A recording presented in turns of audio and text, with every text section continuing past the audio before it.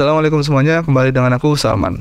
Video ini adalah bagian kedua dari videoku yang ngebahas tentang project video musik animasi yang aku kerjakan untuk sebuah band di US. Untuk kalian yang udah nonton bagian pertama, aku ucapin terima kasih banyak udah nonton. Tapi untuk kalian yang belum, aku rekomendasikan kalian untuk nonton dulu bagian pertamanya supaya kalian mendapatkan konteks dan informasi yang lebih lengkap.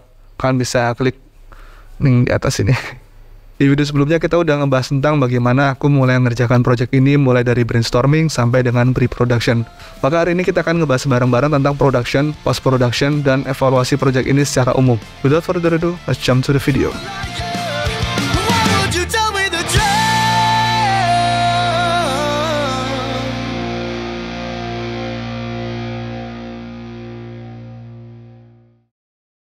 Aku udah di tempat yang baru. Karena tadi isoma sebentar, sekarang kita balik lagi ke videonya. Apa itu production atau produksi? Basically, produksi itu adalah waktu dimana kita mulai ngebikin animasinya. Jadi tadi kita udah nge-planning, kita udah merencanakan gimana animasinya bakal berjalan, bagaimana ceritanya, bagaimana stylenya, segala macam kita udah planning di awal. Sekarang kita mulai bikin animasinya. Kalau kita bicara produksi secara umum, tiap produksi memang punya metode, punya tahapan, punya proses yang berbeda-beda. Tergantung apa yang mau kita produksi. Dalam konteks ini, kita bicara tentang produksi animasi 2D. Kalau di aku sendiri, tahapannya basically cuma dua. Yang pertama adalah animation atau animasi. Yang kedua adalah background. Dan tiap-tiap tahapan tadi juga punya metode sama proses yang berbeda-beda tergantung sama kebutuhannya. Tahapan-tahapan yang aku bilang tadi juga nggak selalunya dikerjakan secara linear. Ada beberapa yang bisa dikerjakan secara paralel, sehingga bisa mempercepat produksi atau mengefisiensikan waktu yang dipakai untuk produksi ini. Tapi di beberapa kasus juga ada memang yang tahapannya harus linear atau satu-satu. Ini terjadi soalnya biasanya tiap-tiap sutradara atau tiap-tiap filmmaker itu punya caranya sendiri-sendiri, punya metodenya sendiri-sendiri, mana yang menurut dia paling baik dalam meng-approach sebuah visual. Jadi dia bisa milih metode mana yang kira-kira paling bagus untuk membuat visual tersebut. Adapun untuk animasi, sebetulnya secara umum ada beberapa metode animasi yang bisa digunakan oleh seorang animator untuk membuat sebuah animasi 2D. Bisa frame by frame, bisa cut out atau rigging, dan mungkin bisa juga stop motion. Beberapa produksi bahkan juga menggabungkan antara 3D dengan 2D. Kalau project ini sendiri, produksi animasinya menggunakan animasi frame by frame. Jadi animasinya digambar satu persatu. Ini umumnya digunakan di animasi-animasi Disney yang old style, yang lama-lama sebelum Disney beralih ke 3D. Dan juga sama animasi-animasi Jepang atau anime. Kemudian prosesnya ada 4 tahap. Yang pertama layout, yang kedua rough sketch sama tie down. Kemudian yang ketiga adalah clean up sama in between. Dan yang keempat adalah color. Animasinya sendiri dibuat dalam beberapa software. Yang pertama Krita, kemudian Adobe Animate, dan Rough Animator di iPad. Kenapa seperti itu? Karena waktu itu aku masih mencari-cari software mana yang kira-kira paling cocok buat aku untuk ngebikin animasi, terutama untuk project-project seperti ini. Aku juga gunain beberapa referensi dari real footage sama animasi lain. Salah satu adegan yang aku pakai referensi adalah ketika Jordan muter karambitnya pakai tangannya itu. Kemudian dia pakai itu untuk nyerang musuhnya. Jadi adegan dimana dia muter karambit itu dengan jarinya itu aku pakai referensi dari YouTube yang kemudian aku coba adaptasi ke animasi. Adapun kalau background, aku pakai foto yang kemudian aku kasih filter di Photoshop dan aku edit dikit, kasih blur segala macam. Fotonya sendiri aku ambil dari stok foto yang gratisan, salah satunya dari pexel.com, dan kemudian aku masukkan ke Photoshop dan aku edit. Memang idealnya kalau project-project seperti ini backgroundnya itu kita digital painting ya.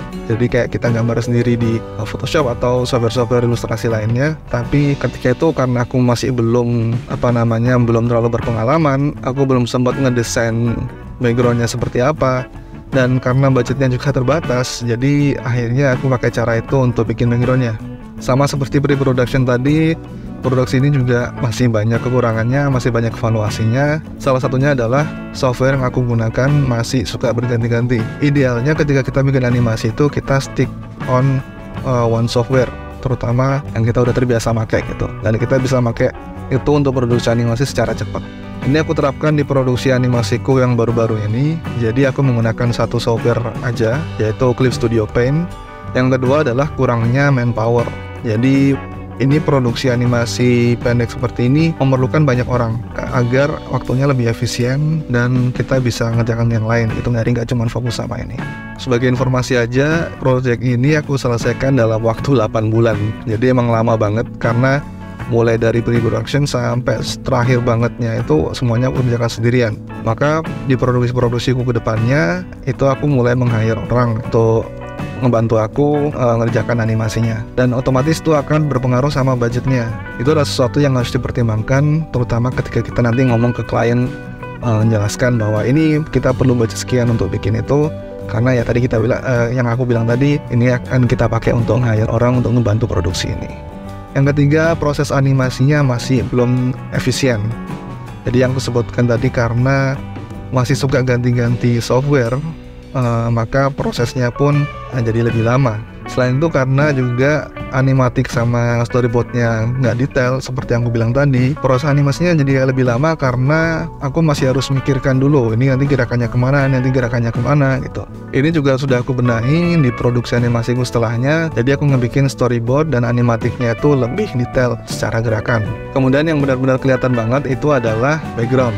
Jadi karena aku nggak ada desain backgroundnya dan aku nggak terlalu bisa digital painting, dan aku nggak nge-hire siapa-siapa untuk ngebikin itu, maka backgroundnya kelihatan nggak terlalu bagus karena terburu-buru juga bikinnya.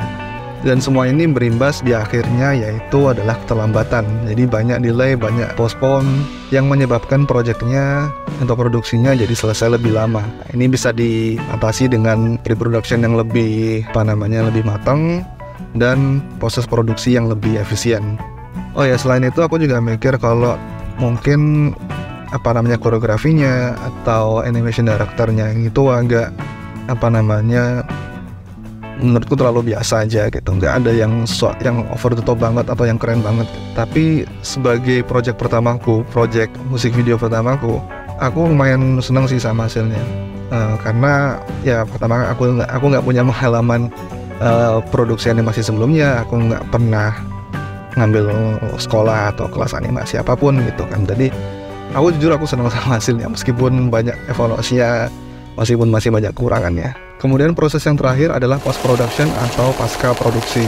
Apa itu post production atau pasca produksi? Setelah kita ngerampungin semua aset-aset seperti animasinya, backgroundnya, kita nge-compile semua itu, kemudian kita edit, kita kasih VFX, kita kasih sound, kita kasih dubbing, voice over, kemudian kita compile jadi satu video. Untuk tahapan post production basically ada 3 kira-kira. Yang pertama compositing, editing sama VFX, yaitu aspek visualnya. Yang kedua sound design, yaitu aspek audionya kayak dubbing, SFX, voice over dan lain-lain. Dan yang terakhir kita nge-compile semua aset-aset itu menjadi satu video.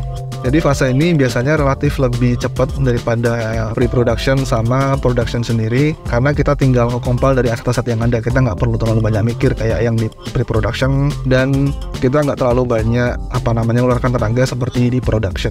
Bahkan di beberapa produksi, fase post production ini bisa dimulai bahkan ketika productionnya lagi masih jalan, atau bahkan ketika baru mulai. Jadi kadang post production bisa jalan barengan sama production. Misalnya kayak compositing. Jadi compositing kalau seandainya shot tertentu sudah jadi asetnya semua, meskipun shot yang lain masih belum jadi, sudah bisa mulai untuk digabung-gabungkan untuk dikompil satu sama lain. Sound design sendiri juga bisa dimulai ketika masa produksi juga. Jadi mulai ngerekam dubbing itu bisa dimulai ketika masa produksi. Biasanya ketika sudah ada animatiknya atau visual storyboardnya itu sudah ada, bahkan kadang-kadang ada yang sudah mulai untuk dubbing. Bahkan di beberapa kasus juga, ini yang menurutku keren banget, itu voice dubbingnya bahkan dibuat sebelum animasi. Jadi animasinya itu ngikutin dari voice dubbingnya. Salah satu contoh film animasi yang pakai metode ini adalah Akira. Itu anime yang keluar tahun sekitar 1980-an gitu. Nah, anime klasik banget, kalau kalian belum pernah nonton, kalian bisa nonton, dan mungkin kalian bisa lihat behind the scene-nya juga. Seingatku ada di YouTube. Itu keren banget, kalau kalian mau lihat itu keren banget lah. Untuk post production di project ini aku pakai Adobe Premiere Pro untuk nge-compile animasi dengan backgroundnya, dan setelah itu aku kasih sedikit color grading dan aku gabung semua tiap-tiap shot itu di dalam satu file, dalam satu video. Untuk animasinya aku nge-export animasi itu dalam MP4 dengan background hijau, yang kemudian aku masukkan ke Adobe Premiere dan aku hilangkan backgroundnya, aku hilangkan green screen-nya. Itulah evaluasinya. Untuk post production ini evaluasinya adalah harusnya aku pakai Adobe After Effects juga. Jadi aku pakai Adobe After Effects, sembari aku juga pakai Adobe Premiere Pro. Jadi After Effects-nya aku bisa pakai untuk nge-compile dan nge-composite tiap-tiap shotnya.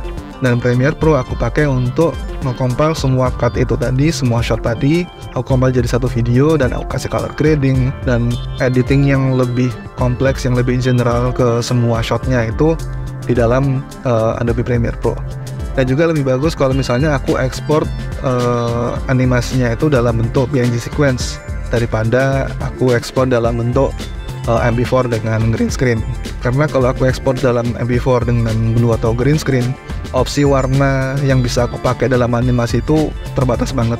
Selain itu juga kalau aku pakai green screen atau blue screen, hasil chroma key-nya itu nggak selalu rapi. Jadi kadang tuh masih ada kelihatan kayak biru atau hijau-hijaunya itu di pinggiran animasinya. Sedangkan kalau misalnya aku pakai PNG sequence, hasil potongannya akan lebih rapi dan lebih bagus. Dan yang terakhir sebelum menutup, aku pengen ngebahas tentang audience engagement sama overall evaluation atau interaksi audience dan juga evaluasi secara menyeluruh. Setelah produksi ini penting juga kita untuk ngelihat gimana interaksi kita sama audience, apa tanggapan audience, apa tanggapan penonton yang lihat karya kita, supaya kita bisa ngelihat apakah mereka suka atau enggak. Kita juga bisa ngelihat ada atau enggaknya kritik-kritik dari nonton kita yang membangun tentunya, yang mana bakal bermanfaat banget untuk kita ke depannya. Kita juga bisa tahu apakah video ini ditonton banyak orang atau dilihat banyak orang berdasarkan dari statistik yang ada di video itu. Kemudian apakah video musik ini kira-kira berjalan bagus atau enggak, dan apa kira-kira impact-nya gitu ya, apa kira-kira dampaknya. Kalau kita lihat dari komen-komennya sendiri, banyak yang kelihatan suka sama video musiknya berdasarkan dari komen-komen positif yang ada di video itu. Tapi kalau dilihat lagi, jumlah yang nonton video ini tuh lumayan lebih sedikit daripada video-video musik Every Other Year yang lain. Aku punya beberapa spekulasi kenapa ini bisa terjadi, tapi ini cuma spekulasi aja, aku nggak tahu ini benar atau enggak. Yang pertama itu adalah production delay. Jadi karena produksinya terlambat, maka rilisnya terlambat juga. Jadi sebenarnya lagu ini tuh sudah pernah dirilis versi audionya udah kira-kira berapa bulan sebelumnya itu, dan setelah itu baru video musiknya keluar. Jadi karena sudah ada rentang waktu beberapa bulan ini, hype-nya mungkin jadi turun, sehingga antusiasme orang untuk nonton video musiknya jadi lebih berkurang. Yang kedua mungkin juga karena visualnya yang biasa-biasa aja atau nggak terlalu bagus. Ini aku akuin banget karena metodenya juga nggak terlalu ngikutin pipeline yang semestinya, karena ketika itu aku bikin pipeline sendiri, aku bikin sistem produksi sendiri, art direction-nya pun juga nggak ada ya kan, karena ini semua aku bikin sendiri. Dan itu mungkin yang bikin orang nggak terlalu suka atau nggak terlalu minat sama video musik ini. Dan yang ketiga, nggak semua orang mungkin suka animasi atau anime gitu ya, karena memang dari awal yang diusung sama band Every Other Year inilah temanya adalah anime gitu. Dan mungkin nggak semua orang suka itu, nggak semua orang suka animasi juga. Mungkin orang lebih suka nonton video live action seperti video-video musik Every Other Year yang lain. Dan mungkin itu yang menyebabkan videonya ini dapat views yang lebih sedikit.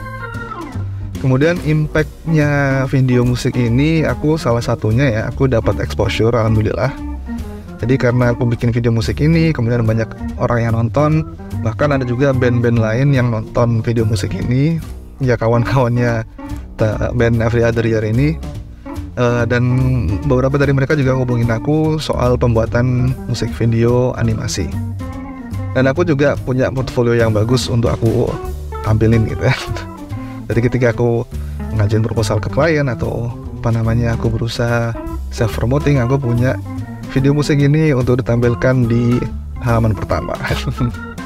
Oke, sekarang kesimpulan. Aku punya beberapa kesimpulan dari project ini yang aku pelajari, yang aku ambil sebagai pelajaran, dan semoga ini juga jadi pelajaran terbesar buat aku, dan mungkin kalian juga bisa ambil pelajaran dari sini juga. Yang pertama adalah belajar cara ngeplan project cara benar, ya kan? Karena dengan kita merencanakan sesuatu dengan benar, kita bisa menghemat waktu, bisa menghemat budget gitu. Kalau orang bilang kegagalan kita dalam merencanakan itu sama dengan kita merencanakan kegagalan. Jadi rencanakan project kalian baik-baik. Yang kedua adalah explore metode-metode yang lebih efisien, yang paling efisien untuk membuat sebuah visual yang bagus. Jadi selain planning, selain kita membuat planning yang bagus, kita harus belajar cara mengeksekusi sebuah visual, sebuah animasi dengan cara yang lebih efisien juga. Yang ketiga, berkolaborasi dengan orang-orang yang terkenal, orang-orang yang punya audience, supaya kita juga ketularan exposure-nya, kita kecipratan exposure-nya. Yang keempat, makin besar sebuah project, maka akan membutuhkan sumber daya yang lebih banyak, mulai dari sumber daya manusia atau sumber daya yang lainnya. Tambahan, kita juga harus belajar tentang bagaimana cara budgeting, gimana caranya kita manage waktu, yaitu pipeline, karena budget sama waktu ini penting banget. Apalagi kalau kita punya klien yang gede, kita punya klien yang high profile gitu, pasti mereka sangat-sangat utamakan efektivitas budget sama efektivitas waktu. Buat kalian yang sudah nonton sampai sekarang, terima kasih banyak. Karena ini aku bikin sebenarnya evaluasi buat proyekku juga, sekaligus ya buat kalian yang pengen belajar dari apa yang udah aku kerjakan, apa yang aku udah alami. Dan kalau kalian misalnya punya masukan, punya kritikan, punya unek-unek, kalian bisa tuangkan semuanya di komentar. Nanti kita bisa diskusi bareng-bareng di situ. Dan jangan lupa untuk subscribe dan like videonya kalau kalian pengen lihat konten-konten atau video-video seperti ini juga. Insya Allah aku pengen lebih rajin lagi bikin-bikin konten dan video-video seperti ini. Selain untuk pembelajaran buat aku, mungkin untuk kalian juga, semoga mungkin bisa bermanfaat. Kalian juga bisa follow aku di media sosial yang lain kalau kalian pengen tahu lebih tentang project yang aku jalani sekarang atau konten-konten yang lain. Sekali lagi terima kasih banyak udah nonton. Sampai ketemu lagi di video selanjutnya. Assalamualaikum warahmatullahi wabarakatuh.